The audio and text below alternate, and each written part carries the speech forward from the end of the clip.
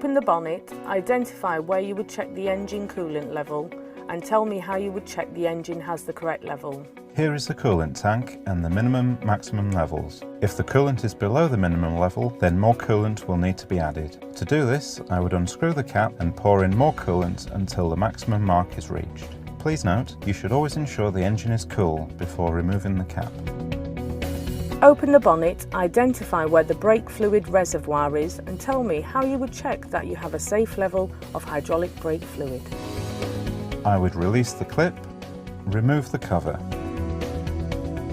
Here is the brake fluid reservoir, and I would check the fluid level against the minimum and maximum levels. Show me and explain how you would check that the power-assisted steering is working before starting the journey. If the steering becomes heavy, the steering may be faulty. Before I start a journey, I can make two simple checks. Firstly, I can apply gentle pressure on the steering wheel and maintain this whilst the engine is started. This should result in slight but noticeable movement as the system begins to operate.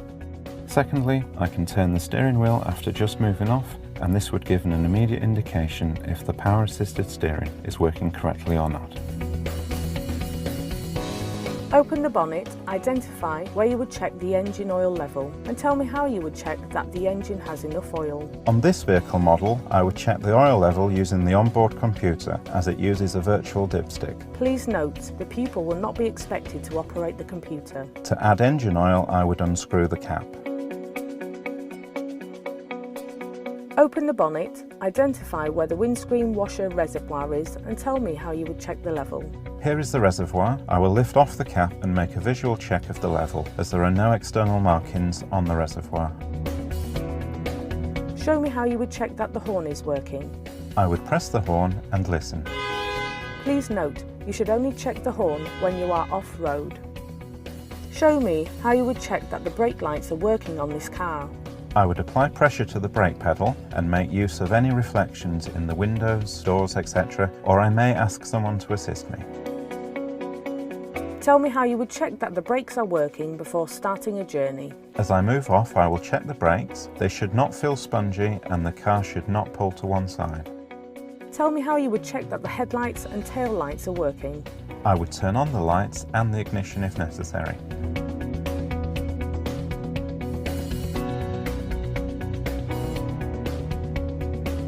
I would then walk around the car and check that the lights are on.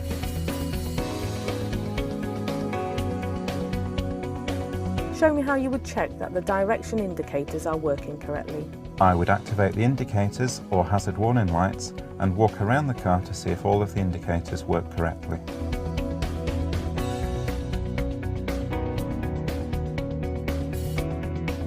Tell me where you would find the information for the recommended tyre pressure for this car and how tyre pressures should be checked.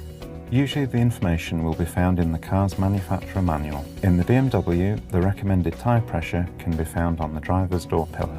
I can check the tyre pressure by using a reliable pressure gauge when the tyres are cold and then replace the valve caps.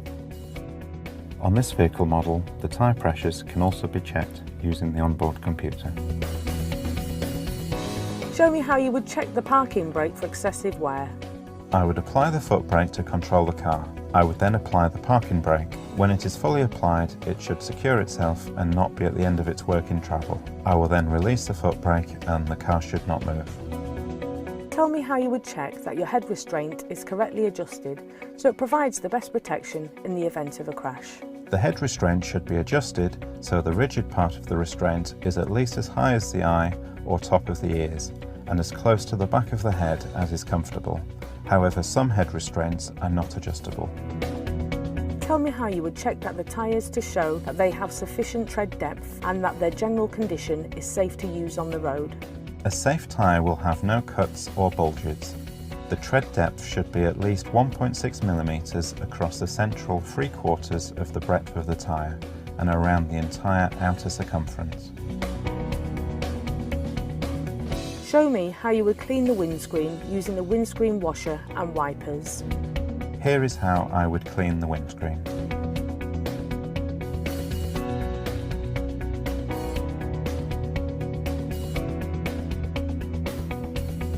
Show me how you would set the demister controls to clear all of the windows effectively. This should include both front and rear screens. I would set all of the relevant controls, including the fan, temperature, air direction and heated screen to clear the windscreen and windows.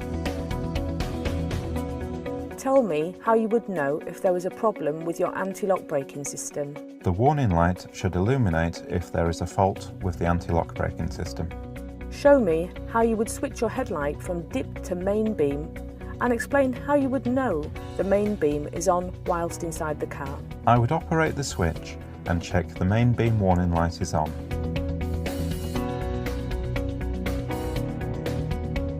Show me how you would switch on the rear fog lights and explain when you would use them. I would operate the switch and check the warning light is on. I would use the rear fog lights when visibility is 100 metres or less.